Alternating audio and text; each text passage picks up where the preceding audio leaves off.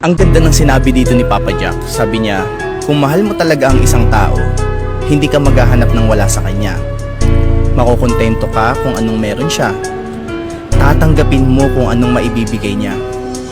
Kaya nagmahal ka dahil may nararamdaman ka at hindi dahil may kailangan ka. Gusto kong pakinggan mo ng maigi to. Kung totoong mahal ka ng isang tao, hinding-hindi yan maghahanap ng mga bagay na kulang sa'yo or yung mga bagay na wala ka.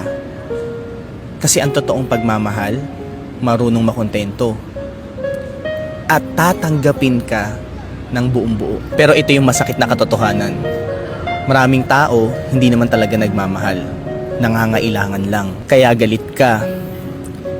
Madalas nadidisappoint ka. Kasi hindi niya napupunan yung mga kulang sa loob ng puso mo na hindi naman dapat niya responsibilidad. Hindi ka nagmahal dahil mahal mo siya. Minahal mo siya dahil may gusto kang makuha. Tapos nung hindi niya nabigay, inisip mo na agad na hindi siya yung tamang tao para sa'yo. Real talk, hindi trabaho ng ibang tao na buuin ka. At never ever napapasok sa isip mo na kailangan mo yung tao na yan para punan lahat ng pagkukulang. Tandaan mo, nagmahal ka dahil mahal mo siya.